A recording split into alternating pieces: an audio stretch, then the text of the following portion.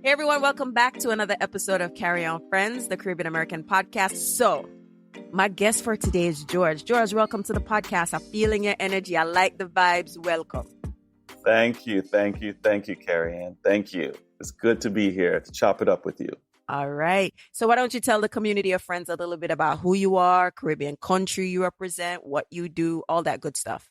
Yes. My full name is George McCalman, and I am an artist and creative director based in San Francisco. And I recently had a book come out called Illustrated Black History, honoring the iconic and the unseen. And I hail from the country of Grenada. And I've been in the United States for most of my life, but I was raised the first decade of my life. I was in Grenada. And my mother and I moved to Brooklyn. I grew up in East Flatbush with all the rest of the West Indians in East Flatbush from 1980. Currently, I live in between San Francisco and Grenada. I split my time between both places. George, you know how many people want to be like you? I know. Where we split our time in the U.S. I am living my dream and the dream of a lot of Carib people. Listen, that is the dream, to split the time, because like you, I don't know if I want to fully go back to Jamaica. I just want to be able to go back and forth as it suits me. Yes, exactly. Yes. Well, I love it. I work for myself, so I can do that. We're going to get into the work you do for yourself. And like I said, I feel like we have a lot in common because I too moved to the US, not at 10, but at 14, but around those formative years, and moved into the East Flatbush area as well. I lived in the 90s around that time. So it's so interesting how we all take similar patterns and drop in particular communities. So it's this thing that we all want to be connected. So let's talk about what life was like when you moved to New York in the 80s. Ooh, okay. My mother and I got to Brooklyn when I was 8 years old. And let me tell you, it took me years to recover from the shock of moving from a Black country where everything I've ever known was my family and my community. I've always been the majority, to learning very quickly that the United States was not what I thought. And I think a lot of immigrants have this awareness.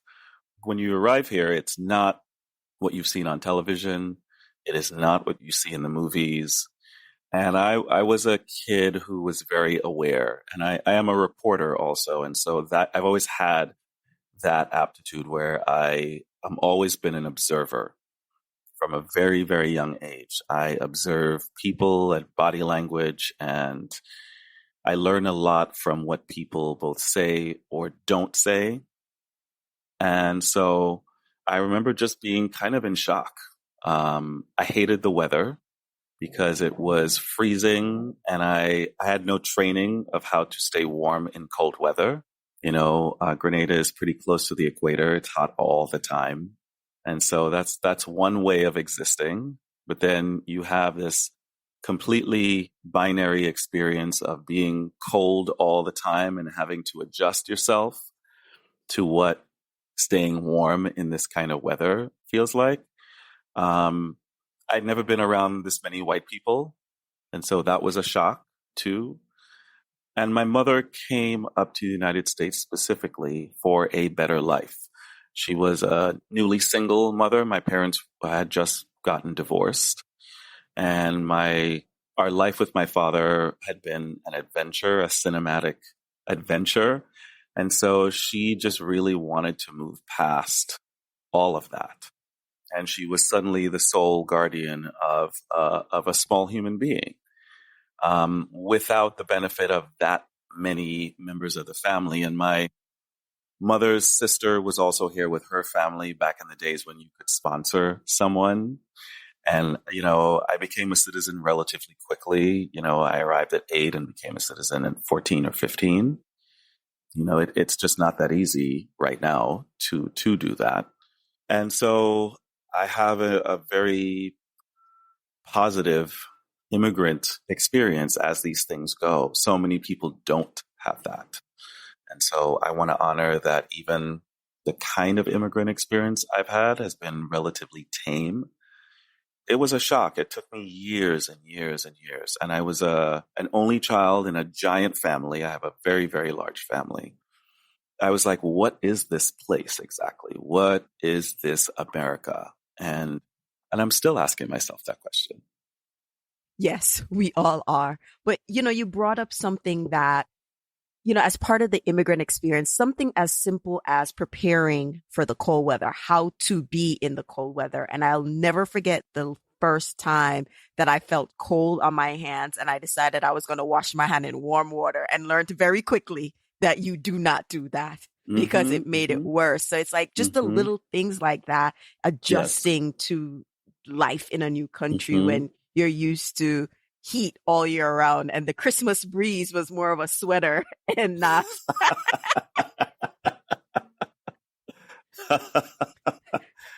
Christmas breeze was a sweater and not a full-on ensemble of hat, scarf, all of this stuff. And even little things like making sure that your undershirt is tucked into your pants as opposed to leaving it so that there's a draft. Just little things that you as a human being, you have to learn on your own. You have to learn the hard way. It's the difference between, being a toddler and being a teenager. And then, you just kind of learn these things where the layers, like I didn't like wearing sweaters. And so I would wear my short sleeve with a coat. And that just made it worse because the cold coat was against my frigid skin. And so it's just one of those things where I was constantly learning ways to stay warm, and my fingernails would turn purple, and it was just always difficult. Yep, I remember. And it didn't help that my first winter here was a really bad one in New York. Yeah. So, oh boy, the adventures. So in terms of the adjustment from a climate and, the people we're seeing, one of the things I know I really wanted to talk to you about was, navigating the feelings of when you're in America, now you're immigrant or you're Black or a variation of all these things. So talk to me about that experience about Blackness and the immigrant and, the tiering or the categorization that we didn't create, but others created for us to exist or not exist, depending on your view. This topic alone, I could talk to you about for hours because, it's the foundation of a lot of the work that I do. And it's also the foundation of how I was able to do this book, which is reconcile the fact that I was not born in this country, that I'm an immigrant, that I'm an American citizen. I am originally from someplace else, but I've lived in this country most of my life. I am an American. I'm a very proud American. But I've always had an outsider's view of race that has been basically defined by the difference of understanding the difference between race in the Caribbean and race in America. And they're really not the same thing. And it's a very different kind of threshold to understand.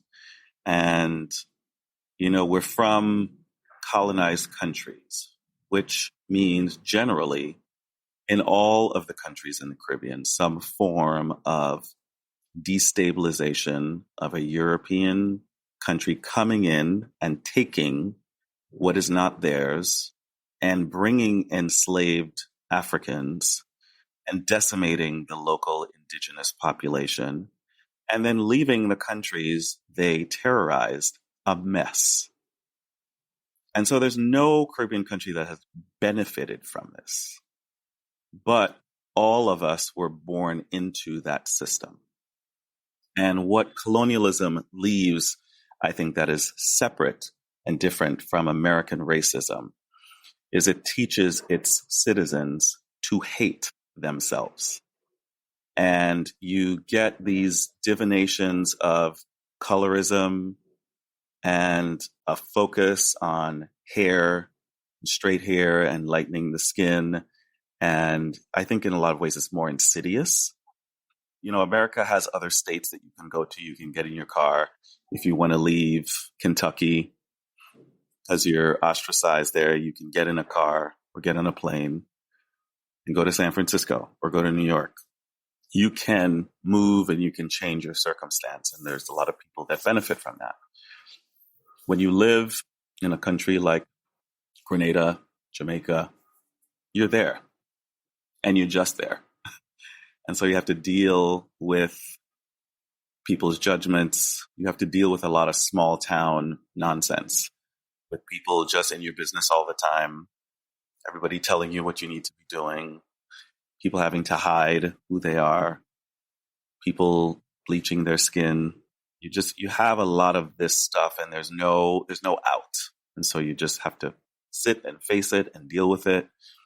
And that is really difficult. And with American racism, I really think one of the stark features of racism in America that is different than other places is so much violence against Black people, that we are targeted and there is violence. There is an active desire to kill, harm, remove, that police target us, that white people feel in some parts of the country that Black people are still in service to them in 2022, that you have corporate entities that have been designed to keep Black people from advancing to match their contemporaries' advancement, that there are real estate systems designed to disenfranchise Black homeowners, that you have food companies not advertising, not having Black people representative of this population, that is more systematized and is more violent. And in the Caribbean, it's just us dealing with the mess that these European countries left for us. And then our engagement with each other to try and figure out a way to attend to it. One of the toughest topics I've had to try to address on the podcast, and I've seen it, is like cousins warring, right? So the cousins are Black Americans, Black Caribbeans, and Blacks from Africa, all kind of beefing, because, think of your family, Auntie so-and-so kids don't talk to Uncle so-and-so kids around something that we share. But like you said, it's like, we've just experienced it differently. So what you just described and how Black Americans experience racism versus what's happening in the Caribbean. And yes, there's an argument that most African countries, they may not have been slaves, but they are still having to experience some level of colonialism in some form or fashion, right? And so how do you navigate a space where you might find someone who talks about,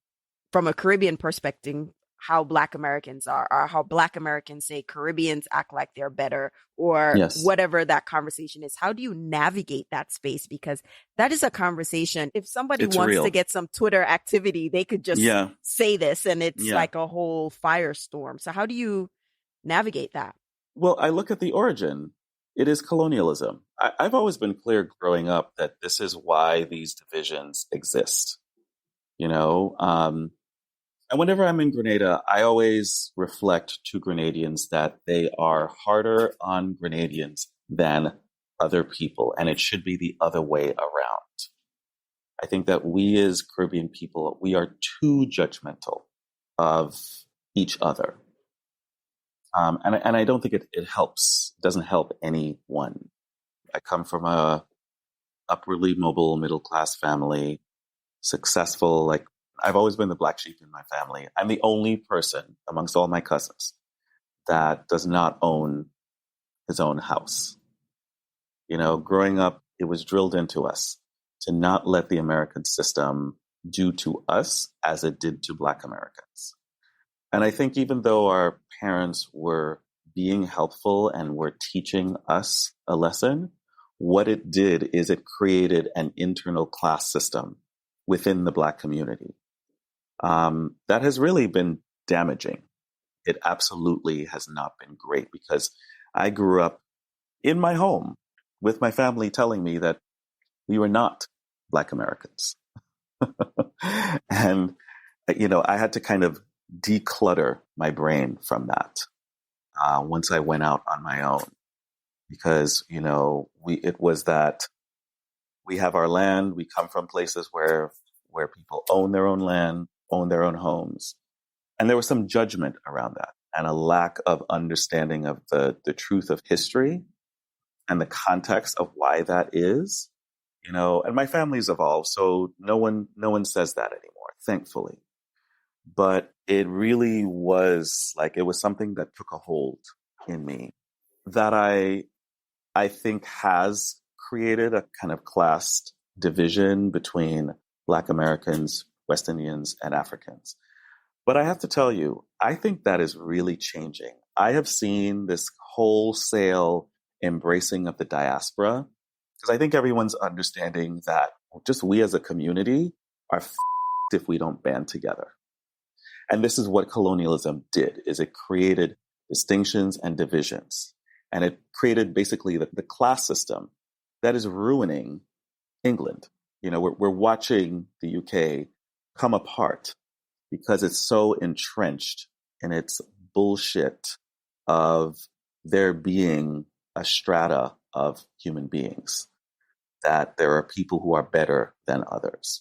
And this monarchy that continues to have too much attention placed on them, but we're just watching that unravel. And I think 2020 just shook, and this is red table talk. It shook Black people awake and it let Africans know they're coming for you too.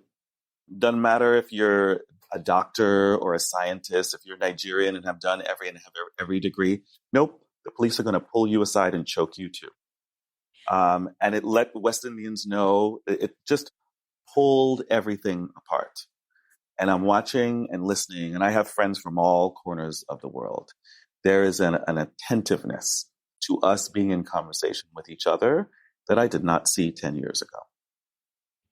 You've made a good point because his name is not coming to me, but the incident where the police officer went into the wrong apartment and killed that person, he's of St. Lucian heritage, right? To the point where, it don't matter if you're the good immigrant or whatever. It doesn't matter. If you're the good immigrant, you can do everything right and they're still going to kill you. So you mentioned something which I think is very important, where you said, your family is involved, and most of our families are involved. I would like to think we're at least getting there because there's a knowledge now or understanding of history that we now understand because it's now public, that in New York State, we have one set of history books, but in other states, they have another set of history books. So we now know that history is edited based on where you live. And I think the history that's coming out that is allowing for a greater understanding of the plight of the Black diaspora. So whether you're from the continent, UK, US, Caribbean, South America, wherever you are in the world, there's a history that was hidden from us. And now we're having a greater understanding. So tell me the role in terms of how Black or Caribbean history is told or isn't told. Well, I also think in general, we as human beings, we don't know enough of our history. I just think generally, because I'm spending more time in Grenada, I have been really kind of looking for more of a comprehensive telling of Grenadian history. And it's impossible to find. Grenada became an independent country again in 1970, I want to say. And I was trying to find books, and there are a few, but they basically stop at some point. And there's so much of the history that is layered and complex and frankly Shakespearean, because it's always drama. There's never not been drama. And so it's not even just a series of dates. It's like a lot of people working against their own interests. And it's a lot of drama. It's a lot of people sleeping with people who are not their spouses and causing unrest and causing drama and just, but it's hard to find that history because it's not archived, it's not written, and we have a way of telling each other stories that are fortifying, but it's not historical. It's more personal. And so it's hard to find, but I think there's more of an interest. And I know that my generation is really looking. My father was involved in a lot of political movements, a lot of political unrest. And he died 5 years ago. And he told me a lot of stories that I was like, oh, I had no idea that you were involved in that, or I had no idea that you were a part of this. And it's just more of an incentive for us to tell our own stories, that we still are kind of waiting for permission to reclaim how we as Caribbean people move through the world. We are not Europeans. And I argue with members of my family often because they think that the parliamentary system is better. And basically what they're saying is that they don't want the African side of us to assert itself, that we will fall into unrest if we embrace the African side of who we are. And I fundamentally disagree with that. But then, there are signs of progress. There's more of an attentiveness to us and our history and our way of being. And we still have to reconcile the European and the African sides of us because that is what it is. It took me a while to realize. It wasn't until my 40s that I realized that I lived in an African country. It just had never even occurred to me. And I remember going home to visit my grandmother at her 90th birthday and walking into the market that is the same market across the African diaspora and watching how we as Black people relate to each other that is the same everywhere in the world. And just being like, oh, I live in an African country. It never occurred to me. And that's how I refer to Grenada now. I mean, and it confuses people. But what I'm saying is that those African traditions that they tried to strip out of us are still there. They don't die. They don't die. We just pass it anywhere. down effortlessly to Yeah. each other. And all my It's African friends, like, I have a few Nigerian friends and Senegalese and Sierra Leone, and they call the Caribbean Little Africa. It would be a shock to my aunts and grandparents' generation to know that we are embracing that, because that is everything that I think has terrified a lot of the older generation. But it's there in the music, it's there in our dancing, it's there in our customs, it's there in Carnival. It's just there. And so why not embrace it? I know I live in an African country. Yeah, for that generation, it was embedded. It was ingrained in them. They were terrified to be anything but proper British citizens. Yes. Which is such nonsense to say out loud right now. It's like, It's embarrassing. I'm embarrassed that so many of us still cling to that. Not that we used to, because that's the way it was. But today, there's still so many people that would rather be proper British citizens than be the Black people that we are. I think part of that is, the same way we talked about the selection of what history gets included in history books. It's also the selection of what we get to see on media and what's reflected. And you don't want to be these people. You want to be like these people. Yes. And so you just made a comment about permission, how we move through the world as Caribbean people. Like, talk to me a little bit more about that, because in some ways people be like, Caribbean people, they're so proud. We gallivant like we own the world, we party. But if we're really honest, there's a way that's it's right under the surface. It is just right under the surface, and you wouldn't see it at first, Mark, but it is there. I mean, we are assimilationists.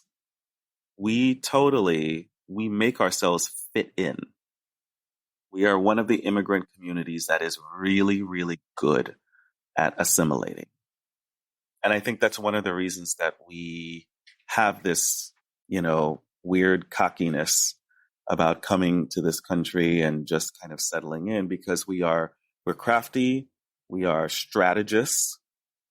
We basically compare American society to our society and we see the cracks and we know where we can insert ourselves and just kind of, we know how to utilize the school system to our benefit. So is it assimilation or is it survival? And I think there's a part of that is, the generation that came here in the 70s and the 80s, maybe they had to figure out how to survive. Yes. Really, I give my mother and her sisters and our family all the credit for that. Because what my mother was able to do in a few years, I sit and I think about it. I am astonished by how much she was able to be successful on her own terms inside of the United States, Mm-hmm. And, she put herself through college. Like I was a latchkey kid because my mother went to college because she needed that degree to advance herself. And my mother worked for the UN for several decades and was really successful, owned her own home. Her retirement home was a palace in Florida. And she worked really hard to define that and to be clear about that. My mother passed away last year, and she and I spoke a lot about her own evolution and what she had to do to be clear with herself about what she wanted. But she never lost, she never wavered. It's the other thing about West Indians. We play the long game. We will deny ourselves those shoes. We will deny ourselves, and my family also let us know that was also the difference between us and Black Americans, that we would restrain ourselves from purchasing things we couldn't afford in order to save up for that house in 5 years. My family was always really clear about that they were playing the long game in their success and that they weren't going to let anyone get in the way of that. And they encouraged us, my cousin's generation, to be. So when I decided that I didn't want to buy a house, that I wanted to move to San Francisco, that I wanted to be an artist, that I knew basically I was getting no support from them. And that's the other thing too. It's like they're really clear about what their expectations are. And if you don't meet that, they will cast you out.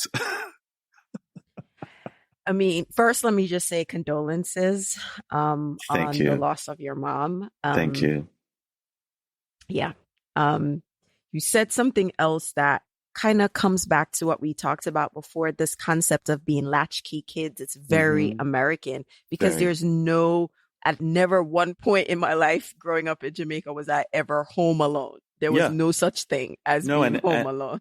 Yeah. And in the Caribbean, I have a family compound. And so 5 generations moved through a house, including with my 99-year-old grandmother, who is perfectly fine, by the way, is strong and supple. And we know she is still alive and thriving because she lives in a house with family.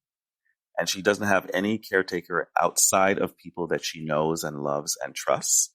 And we know that if she was in a nursing home, she would have died a long time ago.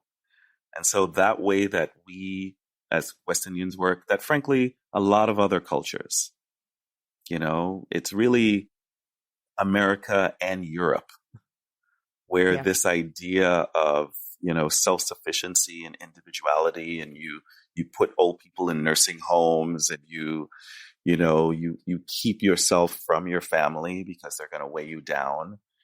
That does not exist in the Caribbean. Grown ass people in their 20s and 30s still live with their parents.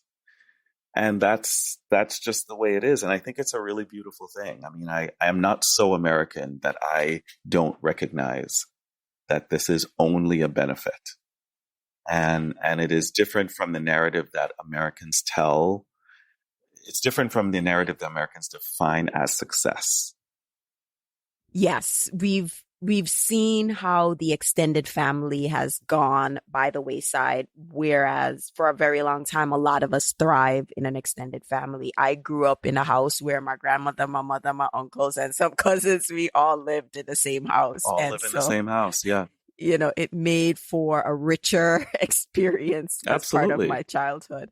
Yes. So that's a really good point. So let's go to the work. So we've talked about your experience, and I don't want to delay talking about the body of work that you have coming out, your work as an artist. Talk to us a little bit about that. So I'm talking to you from my studio, my art studio, where there is currently a film crew making a documentary on the making of this book, Illustrated Black History. And so I've been talking for the last 2 days about the process of how I got to this point. And even though I said I didn't have much support from my family on this path, there were a lot of people who did support me. And so I was supported. And so it's not a slight on my family at all. I think it's a path that my family did not necessarily understand. And so I have no animosity about that. But I just kind of had to figure it out. Before I declared myself as an artist 6 years ago, I run a design studio. And so that means that my business is to define the visual identity of companies, places, things, products. And I mean products as in tangible products, not what the tech industry calls products. And I kind of learned how to create stories for other people. And then when I decided that there was an emerging artist on the inside, my focus became telling my own stories. And that kind of launched me into a stratosphere where I knew it was very ambitious what I was attending to, that I could literally tell any story and I could do it under my own steam. I live in San Francisco, and in addition to having, and I totally get this from my Caribbean background, that in living color joke of, we have 10 job. I have 10 job. It is natural for me to do this. My friends are often confused by how I'm able to do it. But then when friends come to Grenada and visit and meet with my family, they're like, oh, I understand where you get this from. I said, no, I'm an anomaly out here in San Francisco. But when you land in Grenada and you spend some time with my family, we are all like this. And we call it the hot foot. When your foot's so hot, you can't sit down in one place. My cousins always say, George, you have the hot foot. And it is true. My brain is always working. It is always active. Even when I'm resting, I'm thinking about the things that I want to do 5 years from now. And because I've taught myself the agency of my choices, meaning that I don't ask for anyone's permission to do what I'm doing as a designer, as an artist, I have all the tools to do it. So why would I need to vet it with anyone? And that's just kind of like my view of that. And where I get that from is a family. I was describing this earlier, of people who own their own land, have a deep connection to the land, have their own building on that land, and are really contented. And so I know what human happiness looks like. And in this country, there's always this like narrative of like, you have to search far and wide and go over there to find your happiness. And that is not my vantage point. That's not my perspective. That's never been what I have thought. I know that happiness is just right here.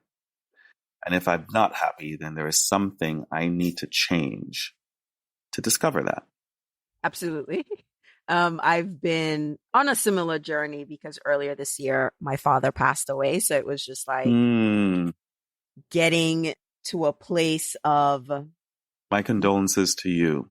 Thank you. It's this thing when your parents, their mortality is right in your face and you have to deal with life and what am There's I really doing? nothing like your parents' death to make you rethink everything you know Absolutely about life and everything. yourself. Everything. Oh, oh And my my goodness. parents died within a 5-year period of each other. So I've had a really concentrated time to basically swim out in the deep end of this. Yep. Yeah, it's similar. My grandmother died 2016, then my grandfather. And then, so it's like all of these life-changing events that push you to, okay, what are you really doing? Let's get hyper focused. And like you said, like, do I need to business about what them people over there so say, or Hmm. kind of focus on what I really feel as joy and be confident to say, you know what? Contentment isn't apathy. It is Hmm. like, I'm happy right here. I'm good. Yes, And each time I feel like I'm doing more and that more isn't a more from within, but a more from external absolutely. direction to do more, it's Absolutely. like I feel that urge to just like, no, I don't want to do it. It's that inner Hmm. child saying, no, don't want Yep. it. Don't Yep. want it. Yep. So I can definitely identify with that. So this work that's out, it features Black Caribbean historical figures. What was going through your mind as you decide to select who was going to be in the book? Well, the book is about American history, but as we as Caribbean people know, we are right up in all of that history. And the middle passage of passing from Europe to Africa through the Caribbean countries to America, to the Americas, has brought food, culture, mores, music. It has brought all of this stuff.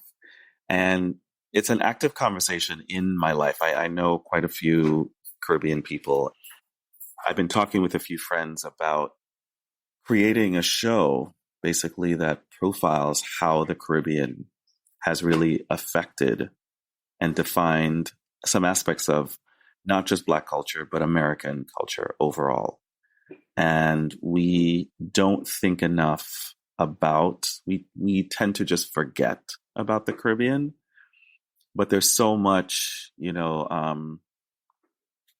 a friend of mine, a white friend of mine was telling me about reading Chris Blackwell's book that he just put out, who is the creator of Island Island. Records. And he was born and raised in Jamaica, from a Jewish family that emigrated.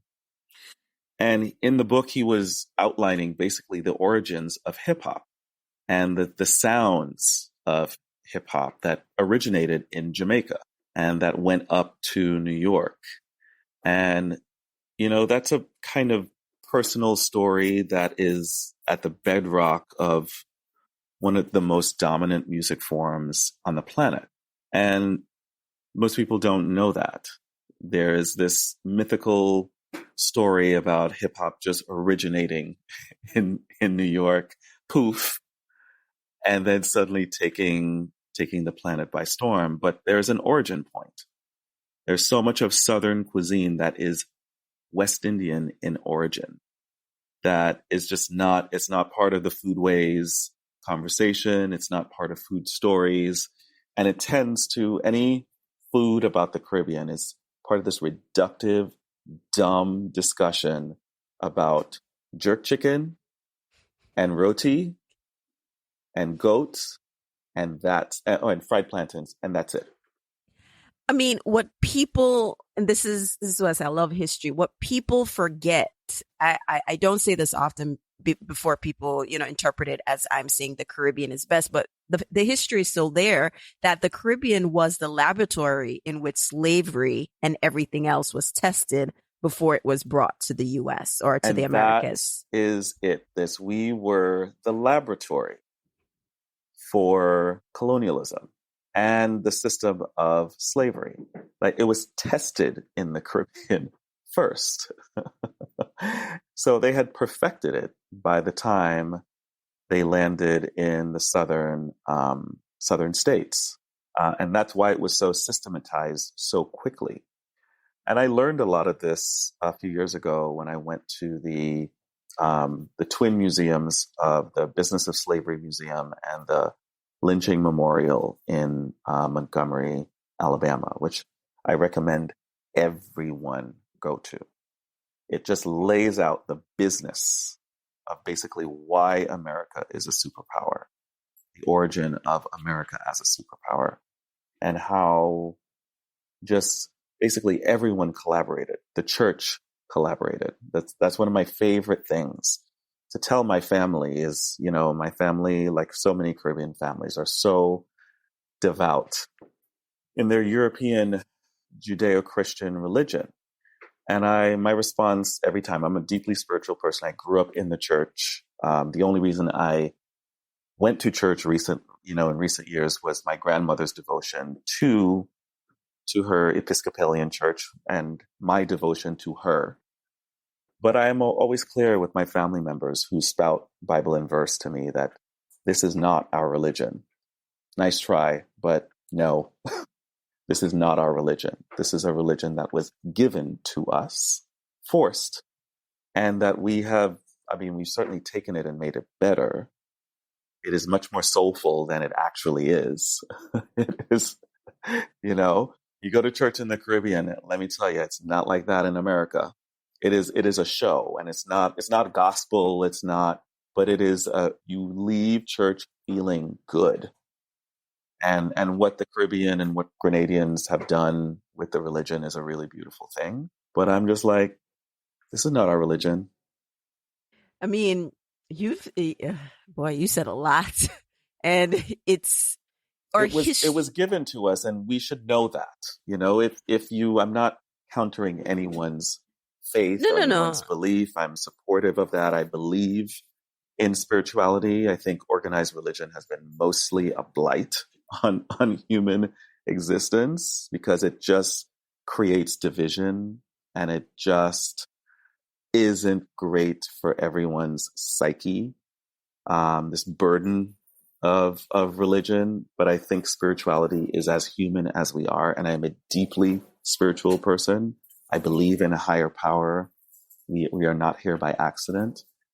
But this idea that religion allows people to judge other people and tell everyone that they are less than dirt because they're not doing this or they're not doing that, or they're a woman or they're gay. I'm just like, no, shut up and go away. I'm just like, get out of my face. So I won't dwell on it, but it's like if we go back even to before the religions were established, I just think it's a natural human tendency to try to categorize and to judge and to deal with what's different. It's just a human tendency, but it's a not going to dwell on it. Absolutely is human, and religion is a human tendency. Yeah, it absolutely is, and I don't, and the organization of that is also a human. We create systems out of our beliefs, and so of course that exists. But I see the damage that the church has done now, where it is the dominant form of culture in so many countries. The church is the dominant culture in the Caribbean, and it is in Grenada. It is the largest institution. Like, everything passes through the church. And let me tell you, a lot of not church-like things are going on there too. Well, you are very right that the church is far from perfect, and I think that's a whole other episode. Yes, but I want to focus on, before we wrap up, the artwork, what people should expect, feel, or how they should think of our history in the way that you've presented it in this book. Mm-hmm. What I wanted to show with this book is that Black people have been everywhere, all along, all the time, throughout all of history. We have just been there. This is the thing that has, I think, really touched so many of us, is that we have believed that we have not been a part of the infrastructure of the advancement of the human race. America specifically has done a really great job of making Black Americans feel like we are not a part of everything that is good about this country. And I have received, this book has been out for a week and a half now, and I have received so many notes, heartbreaking, beautiful, poignant letters from people who I received a note from a woman who told me that she's in her 60s, and she said, if I had this book when I was a little girl, I would feel differently about myself right now. And it's something that we as a Black people, we have defined a kind of supernatural way of attending to how much sludge this country has thrown at us. We basically throw it back as art. We are the most expressive people in this country. We have disproportionately defined American culture. Like, we are the dominant culture in America, is the exports of the Black community for such a small, quote unquote, minority. I'm sorry, we just make all the good shit in our culture. We really do. And we've never gotten our due. It's like, you know, the phrase, like, you love Black culture, but you don't like Black people, is so common, and it's so true. And what I wanted to show is that we've been part of the fabric of everything. And there are quite a few people in this book that are of Caribbean origin, because that is also what we don't think a lot about, you know, that there's so many celebrities, there's so many of our pioneers that are of West Indian origin, that we have been a part of what is great about this country, that we have been a part of the strata and the layering of all the good things that we take for granted in our culture, that we actually do take for granted. That there's so much that we contribute just by being, and that this is a collection of just a small collection of the people that have defined the greatness of our country. And that is what I want everyone to know, is that we're pretty amazing. We're just amazing. Thank you for that. On another episode, we'll dissect why that is the case, where there was an erasure of the identities, or, you know, not necessarily separating, but that's a whole other conversation I want to have with you. Yes. But I want to thank you for, just like I said, I knew this was going to be a great conversation. I know some audience members going to have questions, but that's good. Questions is good. There are a lot of questions. Where can people find you? So my public name is my studio name. It's McCalman Co. My last name is McCalman, and then CO for company. It also means community. It also means collaboration, because I work very collaboratively. I work with a lot of people. I do a lot of different things, and I love all of it. That's why I do. I am really fortified and excited about what I do. I run a design studio, and I'm also a full-time fine artist. And it's a very West Indian thing where I make the time, I do it. I work 7 days a week. I love it. So it's McCalman Co. on Instagram, McCalman Co. on Twitter, McCalman Co. on Facebook. Awesome. Thank you so much for being on the podcast. Wish you all the success with this book and your work and your design studio. I need to talk to you about that. I wouldn't be a West Indian if I didn't slide that in. Of course, you got to slide it in. Slide in, Carrie Ann. Good to talk to you. Yes, for sure. And as I love to say at the end of every episode, walk good. Walk good, walk good, walk good. The Carry On Friends podcast is produced by Breadfruit Media, and new episodes are available every other Tuesday morning. You can listen to the podcast on the website, carryonfriends.com, or you can listen on Apple Podcasts, iTunes, or wherever you like to listen to your podcast.